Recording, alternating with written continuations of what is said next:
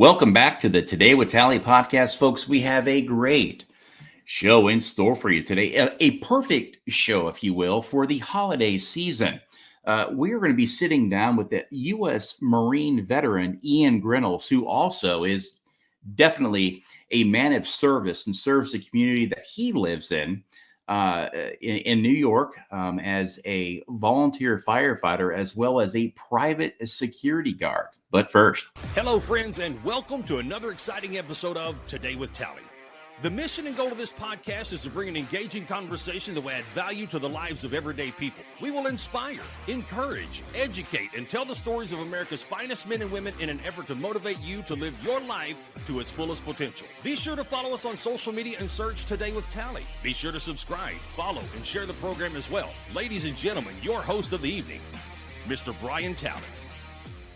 Ian Grinnals is a motivator. If you have one word to describe this warrior from New York, Marine veteran, private security guard, volunteer firefighter, a tremendous husband and father, definitely a man that can add a lot of value to today's program. We are friends on Facebook and have been for quite some time. And I have been watching his journey that he is on. He's currently conducting a program called 75 Hard, and he is on day 60. I won't explain what it is. I'm going to leave that to Ian. And with that, we are honored to be joined by U.S. Marine veteran Ian Grinnals. How are you, sir? I am great. How about you, Brian? Hey, it's Friday. It's Friday. It's Friday. Yeah, man. Every day's a good day, though. Friday's no different than any other. There you go. There you go. How's that coffee? It's delicious. Little Black Rifle coffee espresso. Can't go wrong. And you totally got that fireman stash going, dude. I know. And for my current job, I can't have any other facial hair but a mustache. So I'm just letting this go as crazy as I can go within the specs for my job. No, you rock it good, and you're not gray yet. So I mean, yeah, you got a lot of things going for you. Thank you. I'm just teetering that, man. I found a couple grays, staggering around a little bit. I've embraced it. I've embraced mine. Yeah, no, you got it, man. It gives character. Oh yeah, buddy. It sure does. It sure does. Silver fox, right? Silver fox. So, I've been watching you put on this display through social media. That's one of the good things about social media is, you get to keep up with folks that you want to keep up with and kind of watch them as they, go through life and the different things that, that come into our lives. And one of those things that I've been seeing of you lately is the food you cook. The preparation that goes into what you're doing, the focus, the discipline in this program that you're doing now with 75 Hard. And I thought that this show would hold a lot of weight today because we're entering the holiday season, Thanksgiving, Christmas. Everybody loves to stuff their pie hole. And a lot of the time, they're stuffing their pie hole when they don't need to. They're not even hungry and they're just eating out of habit. And they're eating out of, well, there's nothing else to do, so I'm just going to eat. So I want to have a conversation about what 75 Hard is and why you decided to do it. And right now you're in day 60, right? Day 60, yeah. I'm on the home stretch as long as I don't botch something up one of these days. 15 days left. Stay the course. So tell me, why did you choose to do and participate in this program, 75 Hard? That's a good question, and it goes back to earlier in the year. I had probably not intentionally, but just through the course of life, got to a point where I was at my most stagnant, least active last winter. Usually in the winter, I'm out doing a lot of stuff, and last winter. Come January, February time, I was weighing like 260, and at 5'9", 260 is a lot of weight on that frame, That being said, I just didn't have, I didn't have the direction that I wanted to be going because I was kind of just comfortable. I was getting more routine in a job that I had just recently started, and I was just trying to get in the groove of things. So physical fitness kind of fell to the backside of that. And in the process of some opportunities that presented themselves this summer, I had to train extremely hard for a program that I had to go try out for. This is a very physically exerting, very mentally exerting process. That workup for it, I realized how far I had set myself back by not maintaining my physical fitness. I had to work, multiple times harder than I should have to even get to a point where I felt comfortable going to this tryout. And when I got there, I realized I was leagues behind some of the guys that were there. They were the finest physical athletes I've ever got the opportunity to train with. So when I get to the level where everybody's a premier athlete, for lack of better words, I realized that I had set my standards too low. And in doing so, I didn't meet some of the requirements. And that kind of gave me a little reality check. One of the cadre, who is probably the toughest dude I've ever met in my life, he suggested as I left the program, the 75 hard. And I had never heard of it. And I looked into it. He gave me a brief synopsis of some of his workouts, diet plans that he applied when he does 75 hard. And I did a little bit of research. I did that training program, or I did that selection, came home from it. And I took 24 hours off just to recoup because I was a little bit on the fatigued side, and said, you might as well start today, pushing it off till Monday or pushing it off till next week doesn't do you any favors. So I did my research when I got home, jumped into it the day after, and I've been 60 days strong on this 75-day program. I have subsequently become stronger and faster and more equipped mentally, which I think is the end goal. The end goal of the 75 hard program is not necessarily to be the biggest dude in the world.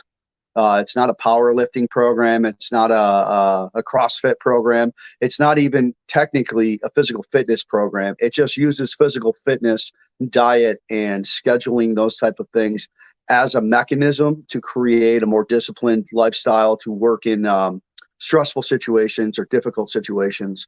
And the end goal is a complete transformation, not necessarily physical, but that is one of the byproducts of this program.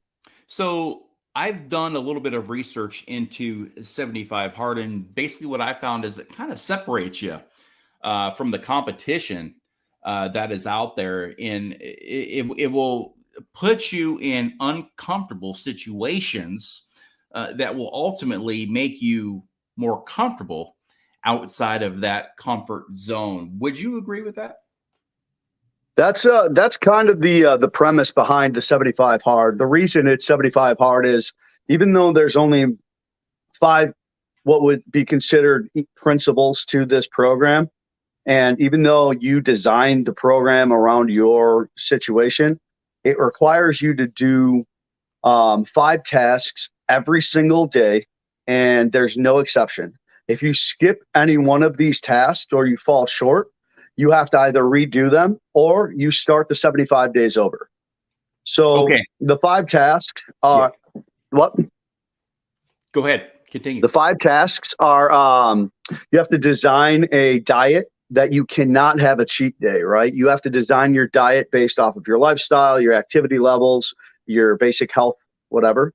And that is your setup for the 75 days. If you cheat, if you take a day off your diet, if you decide I'm going on vacation and that doesn't count, you start the 75 days over.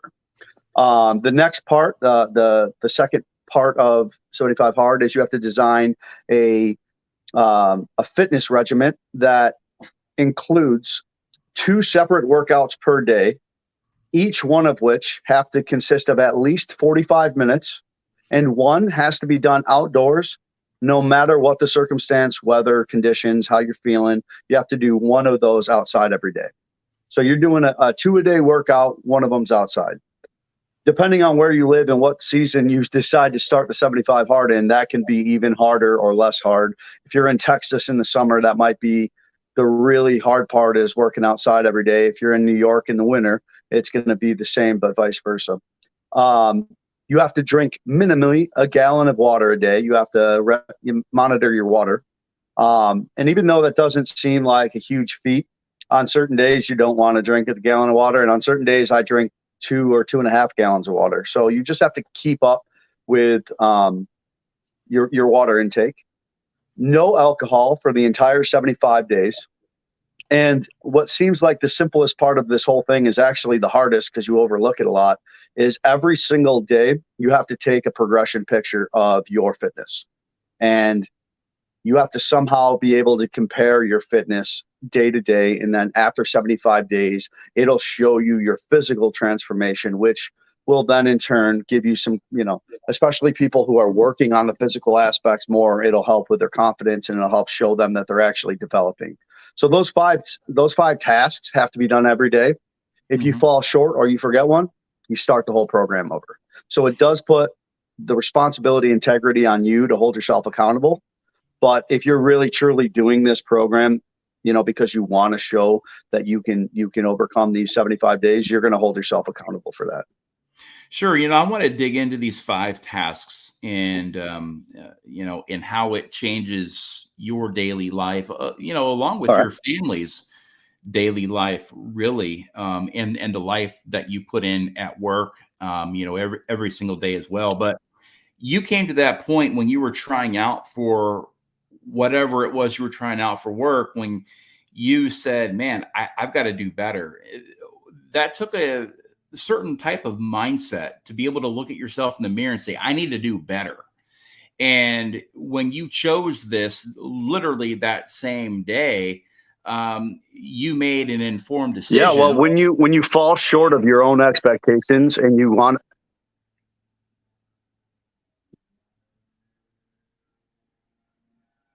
I can't hear you now. Yeah. When you fall short of your own expectations and you truly want to do something, I think that you have to reevaluate your situation. When you run in circles where you're the fastest or the strongest, you sometimes forget that you have to challenge yourself. And when you put yourself outside of that comfort zone, when you start putting yourself in a room where you're the least fast, the least strongest, it puts into comparison the reality of how far you have left to go.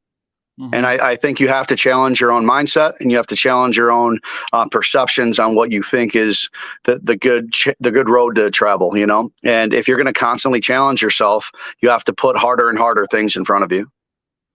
Like you said, you're 5'9", 260. You let yourself go a little bit. That's beyond what you would expect yourself to be. But like I was saying, is that it takes a certain mindset to realize I got to do better. And I'm not starting Monday or next Friday or next month. I'm starting today. And, you found this program. And so I commend you for that. Now, people are going to be listening to this and saying, yeah, 5 tasks, design a diet, design a fitness regimen twice a day, 45 minutes. One is going to be outdoors, drink a gallon of water a day, no alcohol, and take progression pictures. Well, that's an easy one. But people are going to say, I work full time. I work 10, 12, 14 hours a day. I've got kids. I've got, we've got practice. I've got to make dinner. We got homework. I don't have time to do this. So therefore my health is going to take a hit. Now, designing a diet, we're going to start right there. Is this something that you do? Okay. What's your diet?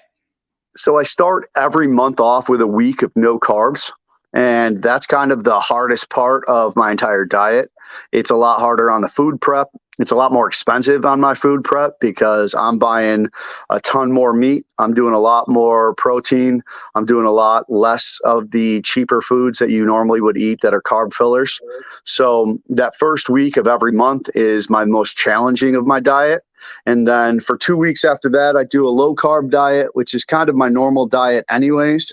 And then my 4th week of every month, I do not like a carb load, but I do a little bit more carbs than I normally would because I'm going to prep for that following week, which is going to be no carbs. So as the months transition from one to another in the 75 days. That's the rotation that I'm going on.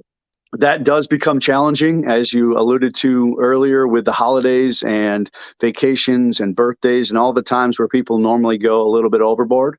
But if you stick to your schedule and you start getting into a routine, you can kind of work through the food pressures by just saying no on a normal day is no different than saying no on Thanksgiving or Christmas. I was a dare kid, so it's easy for me to say no. So we've got the diet, it's being consistent. So you have a family, you got kids, you got a wife, and you work these schedules. How do you food prep? Is it something that you take one day and prepare it, or is it something that you cook a meal every single day just for yourself, and then perhaps your wife and the kids eat something completely different? Luckily, my wife is super helpful with my food prep. She helps me out a lot. I tend to try to get my kids to eat pretty healthy when I can. So if we can eat healthier meals as a whole, I try to feed the family some of the food that I'm eating. Everybody in my family loves steak. We eat a ton of red meat, so probably three days a week we're eating some form of steak or beef, and that's a go-to for our entire family, and that sticks with my regiment pretty well. My wife helps prep my lunches a lot of times, especially if I'm working nights, and I've got to go to the gym and I've got to do a couple other things throughout the day. So she gets all my food set up for that. I do the shopping in the household. So, or no, most of the time I do the shopping. So when I go do the food prep, I just buy what we're going to eat. And then we all kind of have to eat something similar. There are some instances where my kids won't eat some of the healthy food that I have all the time, but we'll work around that with just changing some of the dinner schedules when it comes to that. But for the most part, I try to keep my family on a somewhat healthy diet. In today's world, everything's full of preservatives and garbage anyway. So you gotta put a little time and effort into food prep for the family. Sure. Yeah. Eating that whole food diet, is definitely important. Like you said, with all the preservatives and GMOs and all this garbage that they're pumping full of our food is definitely something that we need to stay away from, all those, eating out of a box, if you will. Now, your fitness regiment is a big part of the 75 Hard program. And you've got two of these fitness regiments that you do every single day, I believe, that consist of 45 minutes. Now, what does that look like? And what type of daily activity do you do? Well, it really depends. Because this is a 7 day a week thing, you got no off days, no cheat days. My schedule is a lot different than it normally would be. Like before I started this program, I used to do like the weekends off and do recovery days. But now my recovery days are just low impact days. And instead of not doing anything, I just try to do more low impact. So even though I still do, push pull routine for the gym, when I'm doing really hard in the gym, like let's say I'm putting a little bit more weight up than I normally do, my outside routine will maybe be go for a 45 or 50-minute walk, maybe throw on a weighted backpack and not go totally strenuous and do my outside routine light. Whereas if I go to do hill sprints for my outside routine, instead of going to the gym, I'll do some yoga, or I'll go do a calisthenics routine where I'm not putting a lot of weight on my joints. So I'm kind of trying to balance between when I go hard and when I need some recovery. And the recovery for this program, even though you don't get the off days, is doing not less challenging, but less impact. Swimming, yoga. I allow part of my calisthenics to be stretching. And that stretch, even though it's not a physically demanding thing, is actually working and benefiting your muscles. So I apply that to my physical routine as well. So you're day 60 in, and I mean, really, you got 15 days left. You got a couple weeks left. So there's no doubt in my military mind that you are going to successfully complete this. But after 75 days, what is Ian going to look like, and what type of schedule are you going to move forward with? I mean, obviously, you can't do 75 hard every single day. Was this intended to get you back into shape so then you can maintain a more regular, healthy lifestyle to kind of get you ahead in a very quick period of time? Or is this something that you're going to continue on doing every day?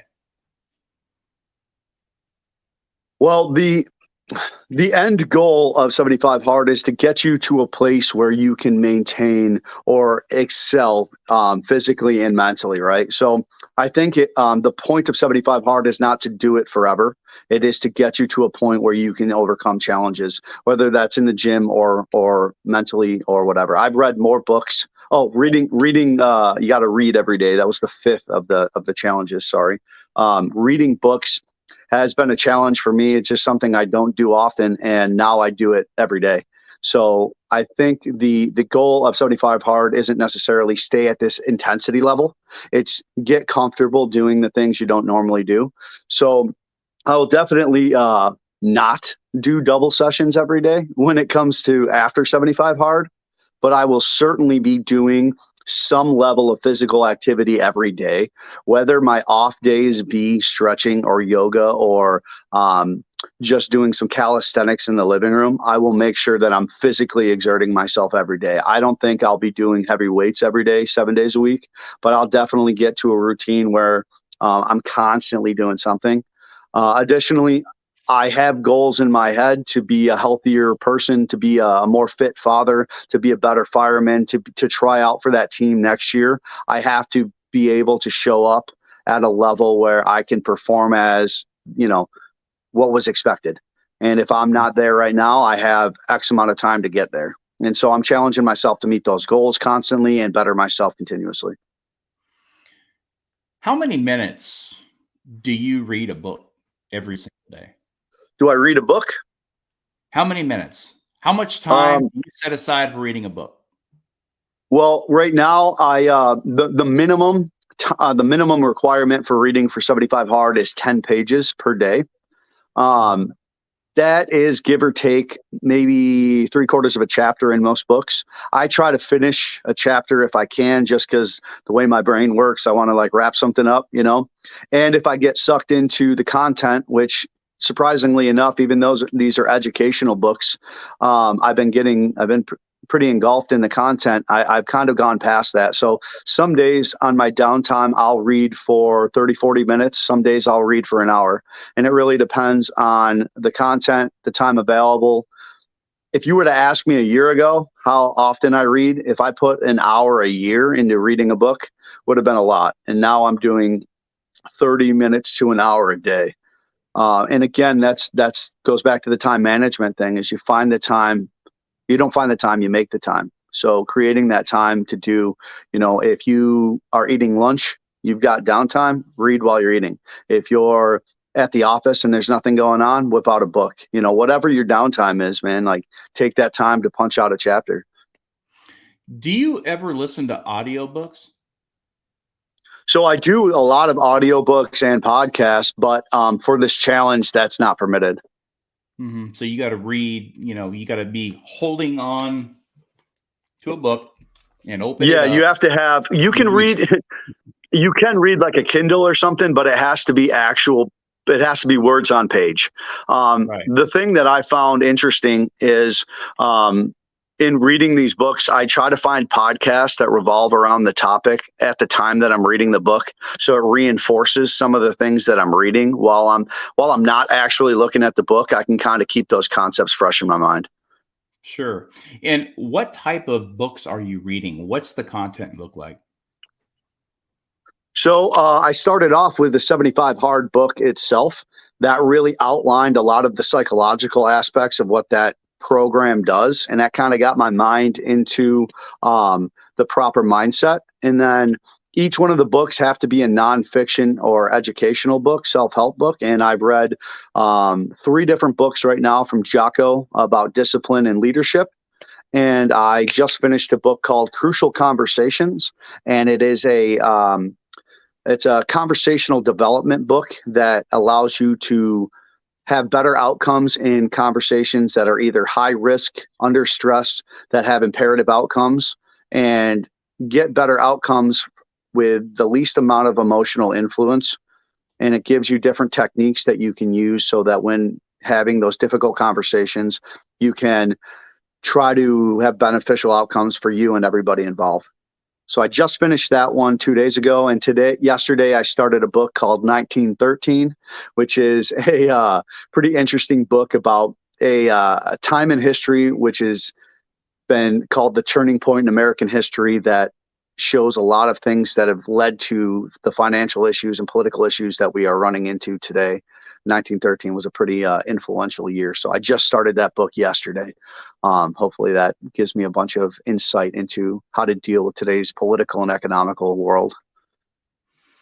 How have these books kind of have they given you a new set of lenses, if you will, to look at life through? Have you started to incorporate the things that you have learned in your everyday life? And if so, what does that look like? Yeah, so I think becoming a better leader has made me a better father and a better coworker. The Crucial Conversations book, it was funny because some people close to me had some pretty interesting conversations that were important, and I was able to coach them through it. And a lot of the lessons I learned in that book were some of the lessons I passed on when I was coaching them through some difficult conversations that they had to have in their workplace. So it's definitely transitioned pretty well and been beneficial for me. And I think had I not put myself into this program and initiated this reading process, I wouldn't have had all those skill sets under my belt. So, you're getting mentally prepared, you're getting physically prepared, you're eating right, you're training and working out every single day, you're drinking the gallon of water, you're staying off the liquor, the beer, all the alcohol, you're taking progression pictures. I mean, you're just fully educating yourself and engulfing yourself in this knowledge. And that's a very hard thing to do for 75 straight days. Now, are there any of these habits here, these good habits that you will continue on doing after the 75 days, like continuing to read a book and perhaps continuing to not drink that alcohol? So I think reading has definitely become more of a habit now, and I have found more enjoyment in it. Once I can start reading maybe some books that have some more storyline to it, I feel that I probably will read some other books as well. I do want to get into the educational books occasionally, but I might find some more interest in reading some, like maybe some somewhat fictional books, things like that, instead of sitting around and watching my phone or playing on Facebook or doing the things that occupy your time. If I spent that time doing some reading, I think that'll probably be a habit that I'm going to continue. As far as the alcohol goes, I do think I'll drink substantially less alcohol, though I probably won't forego the entire thing. I am looking forward to having a cold glass of beer or some bourbon on the rocks when we're done with this 75. I think that'll be a way of slowly rewarding myself. And I have a process that goes through my head where if you set a goal, you reward yourself. And I don't think, alcohol is always the best choice, but if you do things in moderation, and I think that's really where this 75 days has got me, my mind is like, you can do everything you want in moderation. Like you set it up. If you're working out hard in the gym, you need to know you got to slow it down outside. If you're running real hard, you got to slow it down. You got to put things into perspective. And I think that mentality will apply further past the 75-day program. Sure. Yeah. I mean, I see what you do and and I'm loving it, and it prompted me to pick up the phone and give you a call and say, hey man, let's come on and talk about it. I think it's very important for people to know that they can do this and they can change their life fairly quickly. What they say, 10, 20 days or something like that forms a habit, right? Is it 10 days or is it like 30 days or what? I don't know exactly what it is. And it has to be done like every day. Like, it has to be a constant train of thought for that period of time. It can't just be like do one thing once a day. But I know that if you start doing things long enough, you get comfortable doing those things, and then you have to constantly challenge yourself to do something harder, or you'll get back into that complacent mentality. The human behavioral traits of trying to find the comfortable way of doing things will always put you behind. So if you're not challenging yourself, you'll find a way to make excuses.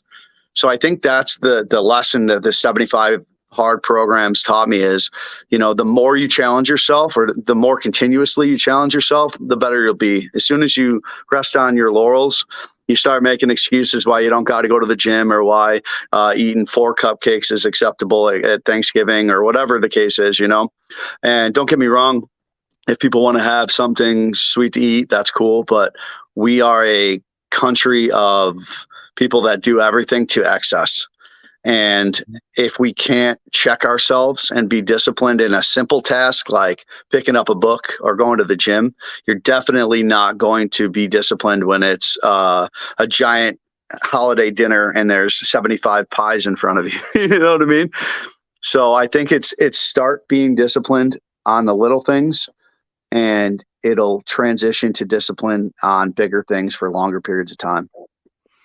I've got some experience in making myself more disciplined.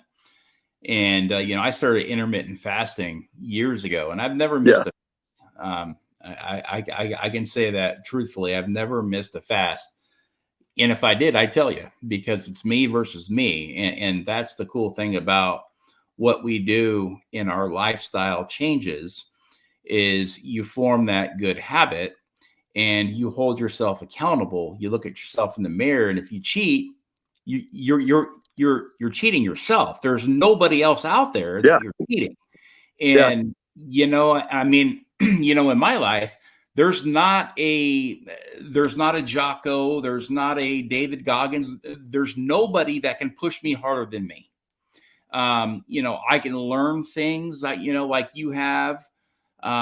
From their extensive knowledge when it comes to, emotional and physical and mental strength.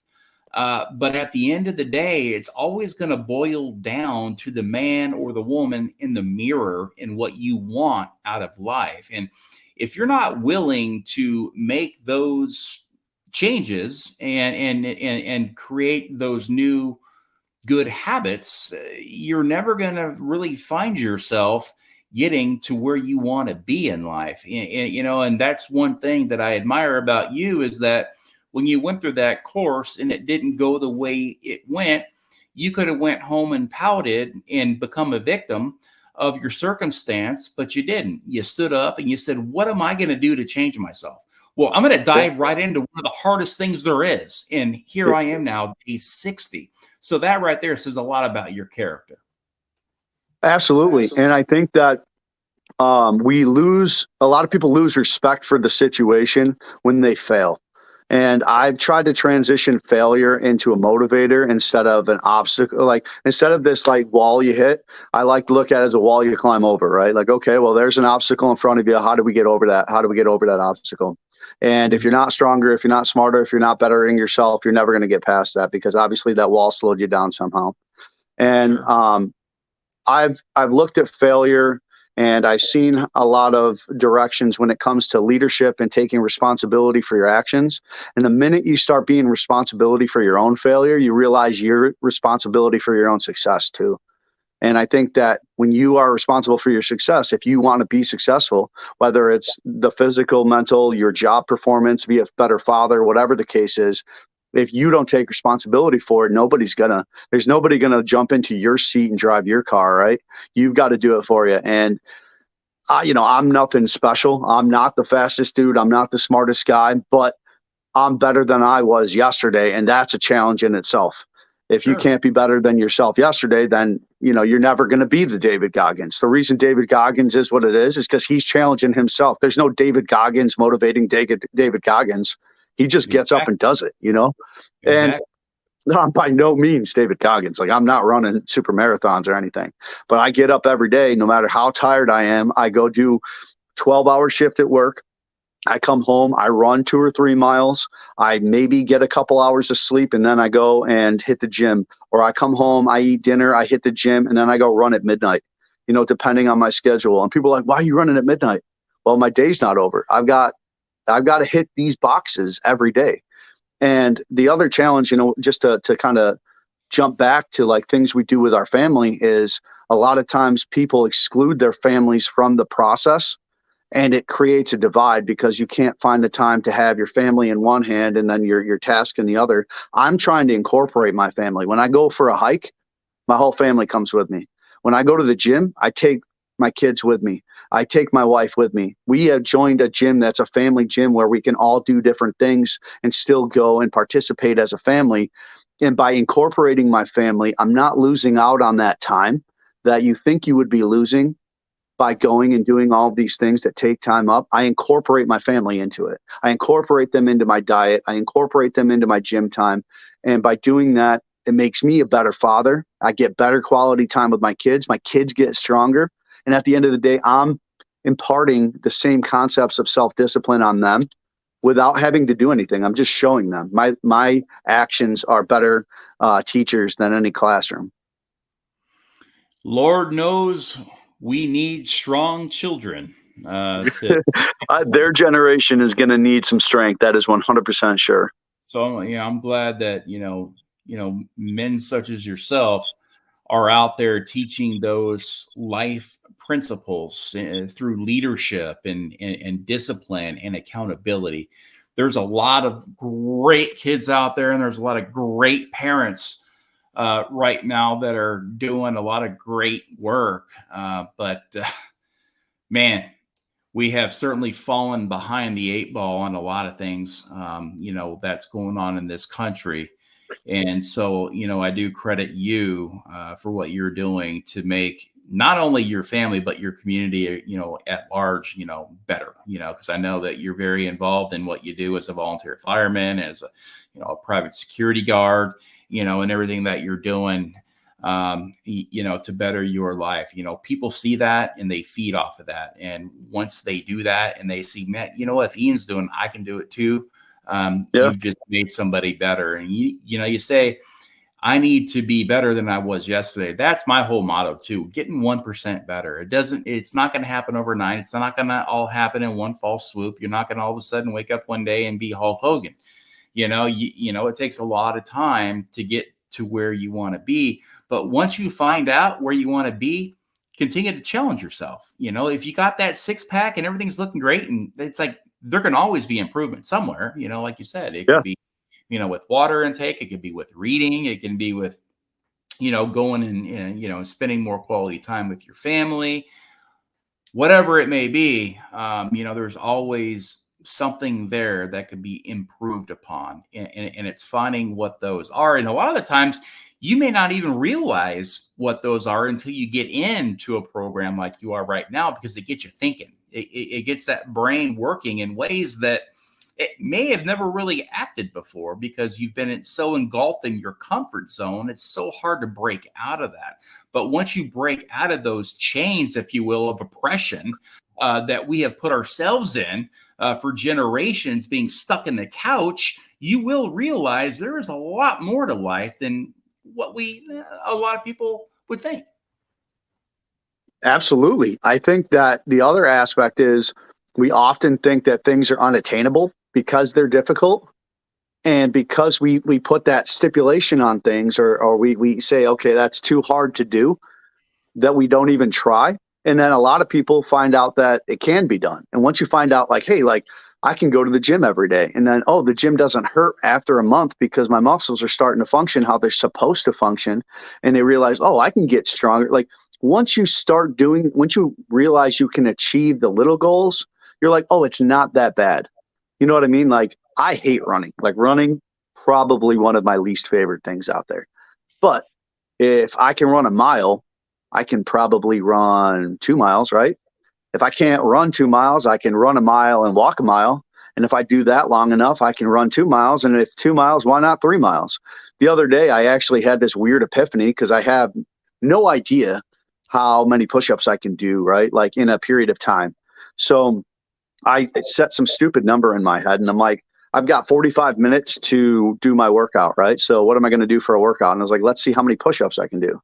And I initially thought like 200 push-ups seemed like a lot. And then I punched 200 push-ups out in like 15 minutes. And I'm like, oh, I can do more than that. And I end up getting like 365 push-ups, right, in a 40-minute period of time.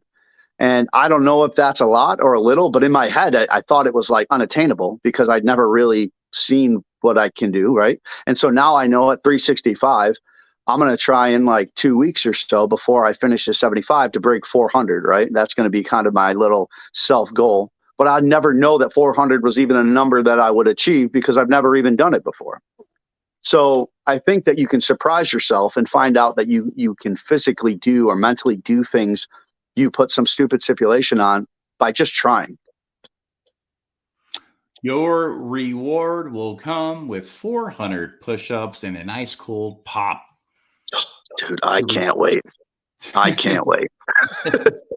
Listen, Ian, man, it's been great having you on the show. I'm really proud of your success and everything I'm seeing out there. Folks, if you want to connect with this awesome guy, check him out on Facebook at the American Program Syndicate /TAPS TAPS, the American Program Syndicate /TAPS.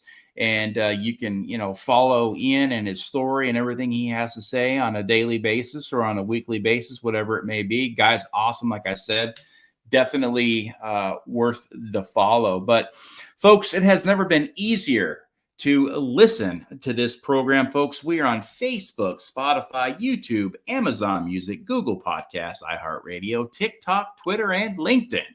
Simply search Today with Tally. And don't forget to like, share, and subscribe to the program. Also learn more about me and my personal story, and perhaps even get my new book at briantally.com. That's briantally.com. Folks, remember to stay inspired, stay encouraged, stay motivated, and always stay in the fight. Until next time, for the Today with Tally podcast, this is Brian Tally. Good night. Simplify. God bless.